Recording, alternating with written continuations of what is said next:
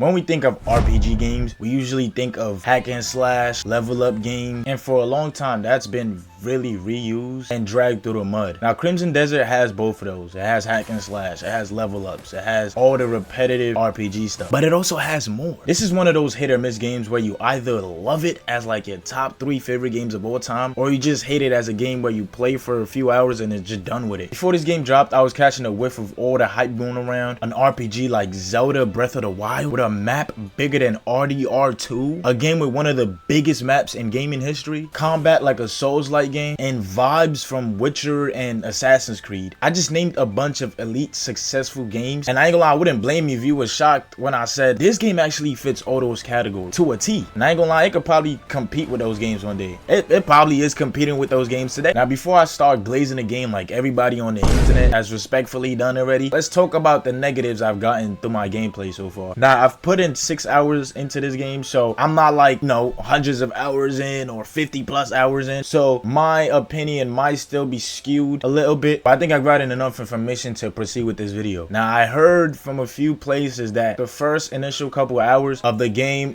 would be a drag, but holy, drag is an understatement. The story, at least where I'm at, feels straight up like RPG stereotype, like save a cat from a rooftop and get a reward or a new ability. And I'm not just saying that, I'm not just pulling that out my ass crack. That's an actual quest in this game.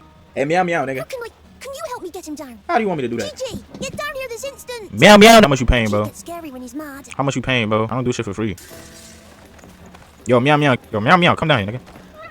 Float it in my hands. Thank you. Yeah, whatever. Where my brother at? Or save a damsel in distress and get a reward. Also, another quest in this game. Who are you? Please, you have to help me. How'd you get down here, bro? Calm yourself. Huh? I'm a friend. I'm here to help. The story's very He was right about boring you. so far, bro. Fuck you mean he was right about me? Who? You'll need this. Bro, what is going on? This is not very captivating so far. I'm very confused, bro. It just feels very checkboxy right now. Do this, check it off, go to the next mission. It doesn't connect the missions well. It almost feels like, well, I'm done with this mission, so let me go to this other mission that has nothing to really correlate together. Which, I ain't gonna lie, I'm not that surprised, because going into the promotion and all of this for this game, story wasn't really their main selling point, and now I see why. Accessibility. Now, I might be using the wrong term, but what I mean is the simple stuff like control. Now, unless I'm blind or something, why can't I change my control? I could not find a single option to remap anything. Now, to whoever decided to bind the interact button and the jump button together, I just have to have a quick conversation with you. Nah, let's just have a quick conversation. Come on, bro. Oh, don't worry about this. Come on. I just have to have a quick conversation. Because every time I try to pick something up or interact with something or talk with a person, my character just turns into Mario Combat. At first, I ain't gonna lie, this was like a 50-50 for me. Coming straight from Kingdom Come Deliverance 2, the switch felt weird, understandably. And I know games like Witcher and Dark Souls have similar combat style, but I low-key kind of wish they went a different route. At first, hits don't really feel like they have much weight to them. It was cool, I guess, but it lacked the impact. And then I started comboing enemies, and I take all that back. The more you play, the more unstoppable the game makes you feel. And once it clicks, it clicks. Stamina. I know you can upgrade it, but the base level stamina, this brother's stamina is dog shit. 10-year-old me had better lungs than this brother. A recovering smoke addict probably could smoke this brother in a race. No pun intended. Like, I get the whole progression thing and started from the bottom, now we here. I ain't had to give me elderly people's stamina off the rip. Come on, bro. Don't get me wrong, I love ambitious games. Like I've said it in previous videos, games today just don't feel as ambitious as they used to be in the past, and this game is a definition of ambition, but sometimes it be doing a little too much. Like I was on stream the other day and we got to the part where I had to do a puzzle in the sky, and I'm thinking like, bro, what correlations do these have, bro? What am I doing? Yeah, I'm saying oh, but I'm looking still confused. Is it this?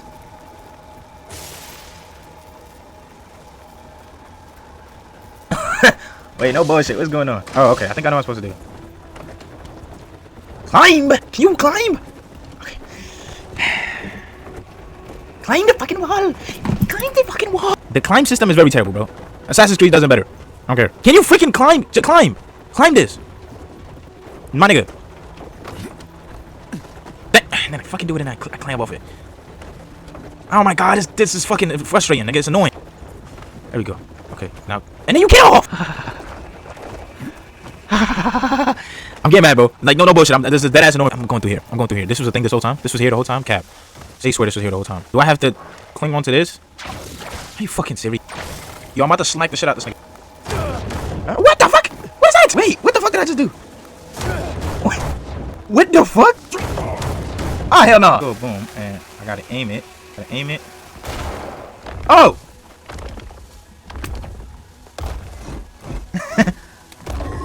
Okay, that took way too fucking long for nothing. But okay. Yeah, I don't know, bro. That was very confusing, nigga. It just feels a little bit out of place sometimes. It's not bad. It's just like extra. Feels like they just filling in just to fill it.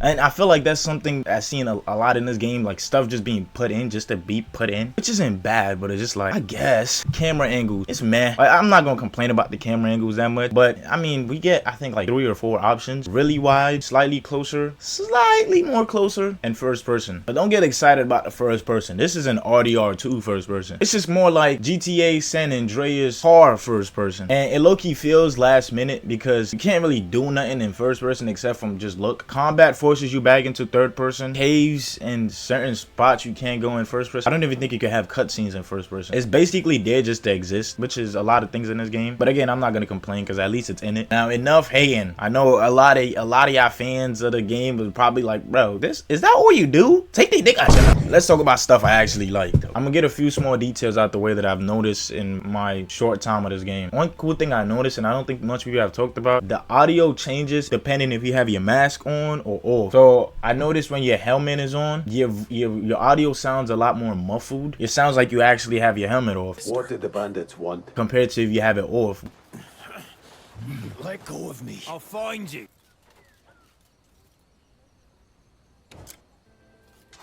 Which is just, it's cool. Like, I like when games do that. They put stuff that you might not even notice, but it changes how the game feels. Like, I'm sure other games would have been the same. Like, for example, RDR2. If I had my mask on, it sounds the exact same as I had it off. If I talked about everything this game does right, this video is gonna be an hour long. We both don't got time for all that. So I'm just gonna hit the highlight. This game feels like a game. And I don't know how else to explain it. The game knows it's a game. It's not trying too hard to be cinematic or locked into just one identity. It just plays like a video game. And that's refreshing, because all these microtransaction, multiplayer, repeated copy and paste nonsense we get nowadays, it feels refreshing to just have something different but also familiar. Optimization. Everybody and their grandmothers have talked about this already, and for a great reason. This game runs amazingly. For a modern day AAA release, it's rare to not have game-breaking bugs at launch, and as I said, I've played about 6 hours so far and I had only 1 crash. That's it. Okay, 8 hours in, and I'm not gonna lie, there's a few bugs I noticed. Like, for example, one of the abilities the character has, which is to like grapple onto items, it just stopped working at some points. It was weird. I've had bugs that just stop the game from working the way it's supposed to. Some missions don't continue because the stuff just don't work. There's also bugs where I can't call my horse, like if I switch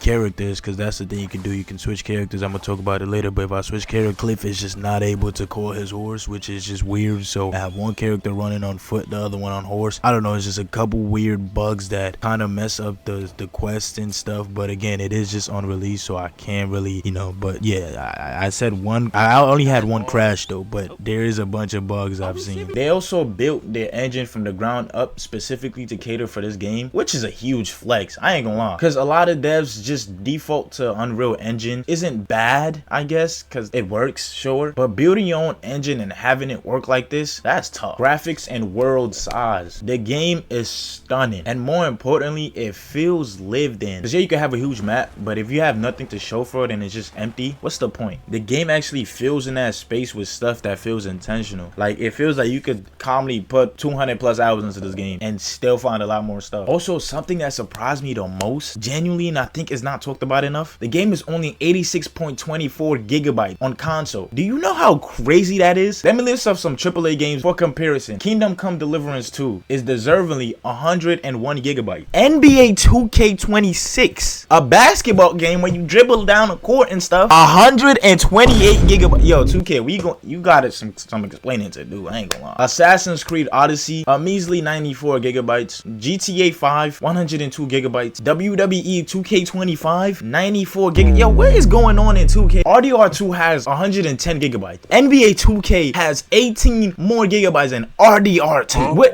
What am I playing? That has the NBA 2K having more stories than RDR2 feels illegal. They have multiple characters, and this low-key reminded me of Shadow of War, which I also get a lot of similarities in the game from. It feels like a modern day Shadows of War, if I was being honest. And especially with the multiple playable characters, I ain't gonna lie, I was low-key worried about it at first when I saw there were multiple characters. Because yeah, some story mode games like GTA 5 does it amazingly, but it usually doesn't always land. Look at Watch Dogs Legion. But after playing though, I was wrong again, I ain't gonna lie. Character I just got to unlock, Demonon. I don't know if I'm saying her name right, but I believe it's Demonon. I ain't gonna lie, she tough. She might be my favorite character in this game. I didn't think I was gonna like her at first, but her faster playstyle is clean, slick, quick, and smooth. It just feels good to use, I ain't gonna lie. Like, I actually might main her over Cliff, which is the main character's protagonist name or whatever. I ain't gonna lie, his character's kind of generic and bland. It's like a generic goody two-shoe guy, but we'll talk about it. They also added the GTA 5 style character switch. They just added a bunch of cool stuff from other games that have worked, and it just makes sense. Like, if something works, why not add it? You feel me? Like, I feel like it makes so much sense to use other things that other successful games have used and it works, to put it in your game. Like, if a game hasn't patented or locked out and claimed a system for themselves, why not use it? Like, I'm sure they would have probably added the Shadow of War Nemesis system to the game if they didn't freaking claim it for themselves with they stingy ass. Like, if y'all gonna patent a system like that and not release new games with it, like, what are you doing? You just being stingy. But yeah, my point is this game definitely knows its audience and adds a bunch of cool things that have worked in the past into this game, which just makes a lot of sense. No duh. Now, slight spoilers if you care. Like, the story mode is not really, like, who cares, bro? But if you do care for some reason, then slight spoilers. The story starts off with Cliff, which is the main protagonist, and his group getting ambushed. One by one, you all get killed. Yes, I said you all. You too, Cliff. He dies. But somehow, he just comes back with new abilities. I don't know if it was really explained how that happened, because he was human at first, and I think he was human at first. He just dies and then come back. I don't know. I probably wasn't paying attention. It's a lot of yapping in the game. I know you're able to fast forward, which is something different also. So you're able to fast forward, yap, not skip. You just fast forward. Usually games add like skip cutscenes. This one adds fast forward, which It's definitely different. I don't think I've seen other games do that. and it's like you can still, you know, hear what you need to hear without like skipping everything. It's just a little faster, which I think is so creative and smart. I don't know, this game is, it tries. I like it. That's when everything kicks off. Cliff is still the main character though, even though you can switch in the open world. The main story always centers back on him, which makes a lot of sense. Now, I might sound a bit contradicting here, but I gotta give credit to the combat depth. And I know I was talking ish about it earlier, but let me dive a little bit deeper. And I don't mean just like, oh, cool combos. You can literally switch weapons mid-combo, grab enemies and choke slam them. You can also drop kick them like this is WWE. You can use environments to fight. Literally, you can break down a tree, lift it up, use it to fight. It's crazy. And then you get stuff like elemental attacks, fire, cross shock, you know, typical RPG stuff, but that's still cool. Like, it almost has a standardish hack and slash mixing with a bunch of cool combos, and Loki could have a strategic style. There's no right way to fight. You can play aggressive or play defensive, use the terrain, or stealth. Now, stealth is a bit meh in this game. I tried to dabble with it a bit, but it kind of just looks like one of those things just thrown in there just to have it in there. I feel like stealth is, it's alright, right? Like, it's in the game. You can crouch, you can stealth, but there's no point of doing it. It's not like Assassin's Creed stealth, but it's there. Also, a few things I noticed, as I said, when it takes stuff from other games and does it well, it has the like Assassin's Creed parkour bit where you're able to climb walls and climb buildings. It also has something I noticed where you could just walk into hay and just hide there, which is so cool. Like, it's just like, because that was in Assassin's Creed. I don't know, it's just, it takes a bunch of inspiration from a bunch of games, and I love that. Boss fights, I ain't gonna lie, I had my first boss fight yesterday. It was a little midget crown guy, bro. I spent a smooth 30 minutes on, bro.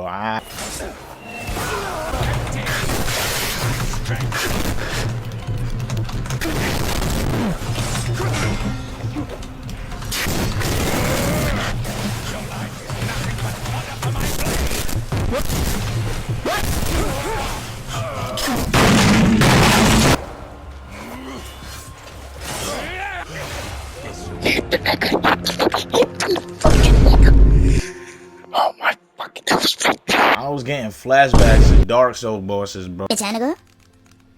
Oh, whoa, whoa, whoa! Ah! Oh, sorry! Ah, two! Nah! What the fuck? Nigga!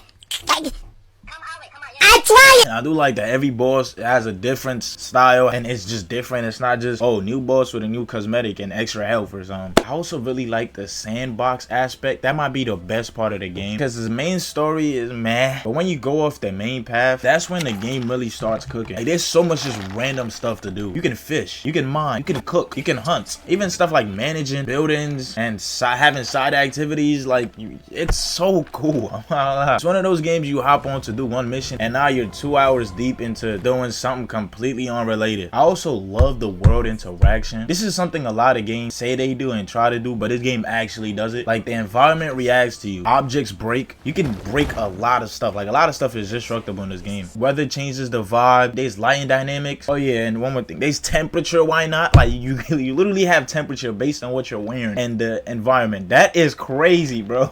Even small stuff like clothes, hair, tree moving with the wind, it all adds up to make the game feel alive instead of just being there. I will say another con, there's a lot of loading in this game. Like, when you die, you gotta wait like a smooth 30 seconds to reload. When you load into the game, you gotta wait a smooth like a minute. It's a lot of loading, but I get that's probably, you know, the cutbacks to have such an amazing game like this, especially for next gen. It's a little OD, but I guess I could let it slide. The world is basically seamless. You can ride, you can climb, there's flight, and it just keeps going without stopping. I think something really exciting about this game is just me getting to see more and finding out new different things. There's literally something where you're able to use the reflection of your sword to burn trees and stuff, like from the sun. Like, that's crazy, bro. You can take your bow and arrow, get next to a fire, set trees. Like, it's just things you wouldn't think of until it's done and you're like, wow, that actually that makes sense that it's in the game. Able to walk into almost anybody's house, and it's not like no loading while you're walking in that breaks the immersion. That's low-key underrated. Progression system, it's not just a typical level up and done system. Each character has their own skills, abilities, and playstyle. So instead of just grinding XP, you're actually building the character based on your playstyle. But overall, the game's biggest strength could possibly be its biggest weakness to some people, which is just doing a lot. I mean, I don't mind though. If you're the type of player that likes freedom, exploration, and just messing around in the world, you're gonna absolutely love this game. But if you want something more focused, polished, and like a story mode type of game, you're most likely gonna get annoyed or get fed up with it immediately. I will say, at the end of the day, Crimson Desert does feel like one of those games that it's not trying to be perfect. It is trying to do a bit of everything, and somehow it low-key kind of pulls it off. It has issues, of course, especially early on, but once it gets going, I see the vision. It's ambitious, sometimes too ambitious, but I'd rather have that than another safe copy and paste RPG nonsense. And I feel like if they clean up some stuff like the story, like maybe add a fun DLC later on, and also fix up some of the smaller issues like settings, it could really become one of those games that people look back on and use to compare for future games. Like, it could be like how we're comparing this game to games like Witcher and RDR2. I feel like it could be used to compare for other future games, which, hey, that's a flex, bro. Anyways, my rating for this game at this point will be 8 out of 9. I'm sure the more I get to play with it, it's probably going to jump up to like a 9.5 or something. It's a great game. I just feel like it definitely takes a while to get into, but I like it. Thank you for watching this video. Hope you enjoyed it. Catch our boys and girls in the next one. Until next time, toodaleos. Toodles.